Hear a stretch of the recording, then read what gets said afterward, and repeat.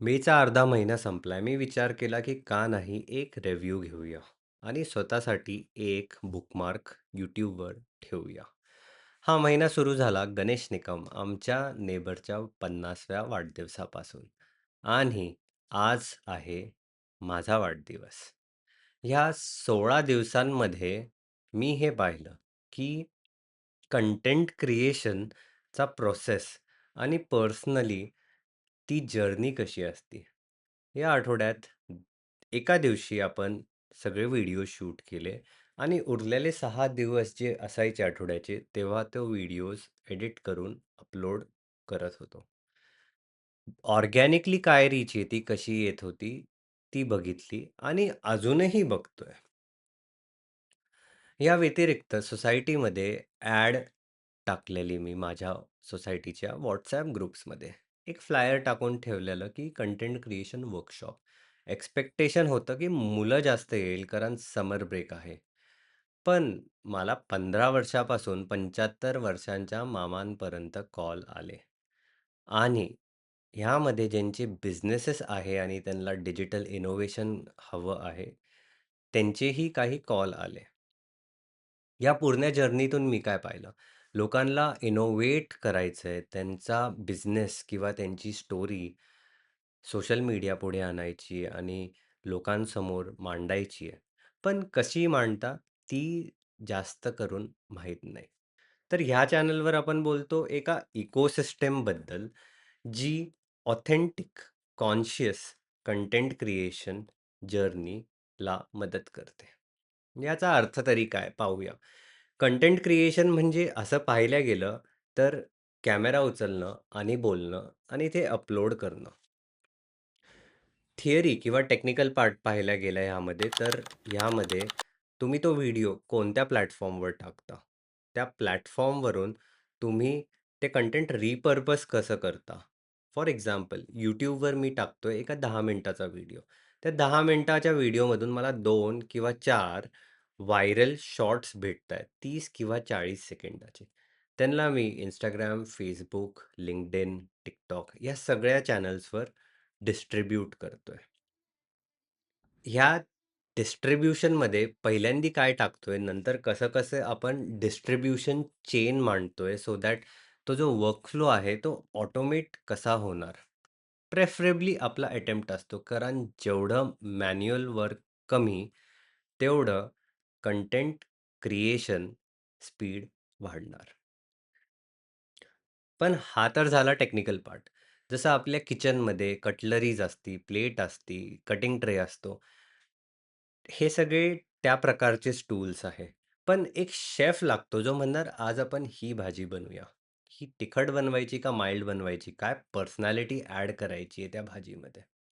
छोटंसं उदाहरण दिलं. तसंच सोशल मीडियाच्या स्क्रीनच्या मागे भरपूर काय होत असतं. तर जर तुम्ही विचार करताय, की ह्या दुनियेत यायचं, तर 2-3 गोष्टी आहे.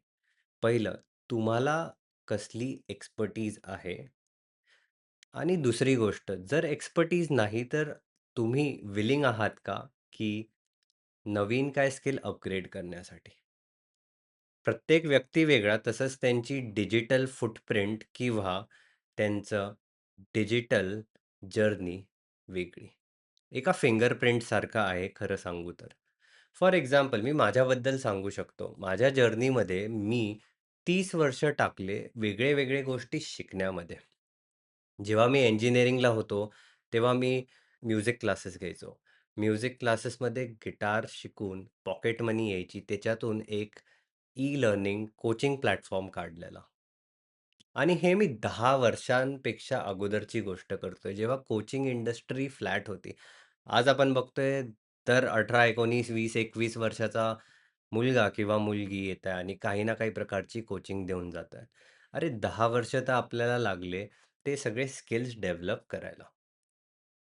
त्यानंतर जेव्हा मी मास्टर्स केलं, तेव्हा business analysis, data analysis, technology कशी चालतीये, अमेरिकेत इनोव्हेशन कसं होतंय, कंपनीज जो डेटा येतोय त्याचा काय करताय, सिक्युरिटी कशी प्रोव्हाईड केल्या जाते, एका व्यक्तीसाठी प्रायव्हसी पॉलिसीज किती महत्त्वाच्या असतात.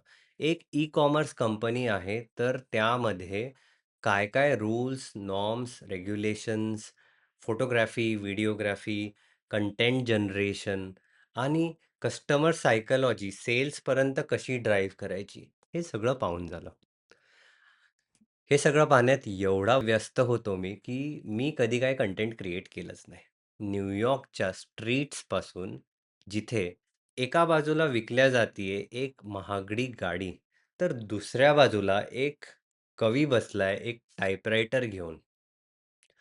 $5 त्याची कविता तो न्यूयॉर्कमध्ये लिहितोय. ही पूर्ण जर्नी जेव्हा पाहिली आणि जेव्हा बँकॉकला जाणं झालं.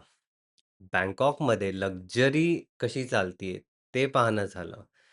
लक्झरीमध्ये आयकॉन सिएम एक मॉल आहे, जो एशियातला सर्वात मोठा मॉल आहे, असं मानलं जातं. प्रत्येक स्टोअरमध्ये घुसून, पाहून, की इथं काय विकताय? कोण लोकं आहे जे हे गोष्टी घ्यायला सुद्धा येताय? त्या लोकांसाठी ट्रीटमेंट काय? सेल्स रिप्रेझेंटेटिव्ह काय बोलताय? कसे बोलताय? काय फ्रेग्रन्स लावलाय? कोणत्या प्रॉडक्टवर कशी लाईट पडतीये? ब्रँडिंग कशी केली आहे? आणि ही पूर्ण इकोसिस्टम लाईफस्टाईल कशी चालतीये? बँकॉक नंतर जेव्हा मागच्या 2 महिने बालीमध्ये थांबणं झालं, तर लाईफस्टाईल इकोसिस्टम अजून जवळून पाहता आली. यासोबत माझे मेंटॉर दिनकृत सेहती माझ्यासोबत नेहमी होते. तर मला इनर इनसाइट्स भेटायचे, की हे इकोसिस्टम बिल्ड तरी कसे होतात? काय फिलॉसॉफी आहे? नंबर्स, तुमचे फायनान्सेस कसे ह्या पूर्ण सिस्टममध्ये एंटर करताय आणि एक्झिट करताय आणि एंटर आणि एक्झिटच्या मध्ये काय खेळ मांडला जातोय. बाहेरून लोकांना वाटतं, की हे सगळं करणं म्हणजे का करायचं? कसं करायचं? प्रश्नांचे उत्तरं नसतं. पण भरपूर लोकांकडे आयडिया डेली येतात. आयडिया एका बीच सारखी असते. जर ते बीज तुम्ही घेतलं आणि ते पेरलं मातीत, त्याला दर दिवशी पाणी, ऊन आणि बाकी जेही लागतंय ते सगळं दिलं, तर ते बीज जाणार छोटा प्लांट, प्लांटपासून झाड, झाडापासून फूल, फुलापासनं फळ येणार. पण तुम्ही अगोदर जर फळाची अपेक्षा केली, तर तो जो पूर्ण प्रोसेस आहे, तो कॉम्प्रोमाईज होणार. म्हणून मी म्हणालो, की आयदर तुमच्याकडं ऑलरेडी एक स्किल पाहिजे, जी तुम्ही वर्षोनवर्ष टाकली आहे आणि that is your second nature आणि जर नाही टाकली आहे, तर ह्या चॅनलवर राहा. तुम्हाला भरपूर काही माहिती भेटेल आणि जरी तुम्ही दुसरे चॅनल क्रिएटर्सला फॉलो करता, तर अजून चांगलं. कमेंट करून मला सांगा तुमची स्किल कोणती आहे? किंवा कमेंट करून सांगा तुम्हाला कोणती स्किल डेव्हलप करायची आहे. सो माझी टीम आणि मी बसू शकतो आणि डिसाईड करू शकतो एक पूर्ण प्लेलिस्ट तुमच्यासाठी. हे सगळं सांगणं खूप महत्त्वाचं कारण की आज सगळ्यांकडे मोबाईल फोन आणि इंटरनेट आहे आणि लोकं कंटेंट टाकतायत. जर्नीमध्ये जसं फॉर एक्झाम्पल तुम्ही एक गाडी घेता, त्याला नवीन सीट कव्हर टाकता, स्टीअरिंग कव्हर टाकता, व्हील्स बदलता, हॉर्न बदलता कोणी काही लोकं. त्यावर खूप खर्च करतात. तसंच मी माझ्या जर्नीमध्ये तर भरपूर खर्च केलाय. इतर गोष्टीवर नाही, पण स्वतःवर. Music, martial arts, technology, travel या सगळ्यांचं मिश्रण बनून जी माझी पर्सनॅलिटी झाली, ती मला आज कॉन्फिडन्स देते, की मी ज्याही क्षेत्रात उतरणार, तिथे मी सक्सेसफुल राहणार. आणि जेव्हा तो आतून कॉन्फिडन्स तुम्हाला येतो, तेव्हा जग खूप वेगळं असतं. आणि ते जग मी तुम्हाला दाखवू इच्छितो. तर जर तुम्ही अजून सबस्क्राईब नाही केले, तर सबस्क्राईब करा. जर तुम्हाला वाटतं, की आपली फिलॉसॉफी नाही पटत, तर अनसबस्क्राईब करा किंवा सबस्क्राईबच करू नका पहिल्या ह्याच्यात. अजून कंटेंट चेक करा. कारण एका व्यक्तीला पूर्ण थरो एनालिसिस करायला पाहिजे कोणालाही सबस्क्राईब किंवा कनेक्ट होण्याअगोदर. तुम्ही स्वतःचा आणि त्यांचा दोघांचाही टाईम खूप वाचवणार. टाईम हीच एक गोष्ट आहे जी सर्वांकडं लिमिटेड आहे. तुम्ही जर पाहिलं तर प्रत्येकाकडं अनेक कपडे, अनेक गाड्या, घरं, घोडे, प्राणी सगळं काही. पण प्रत्येकाकडं फक्त 24 तास. तुम्ही हे 24 तास स्वतःच्या आयुष्यात कसे मांडताय?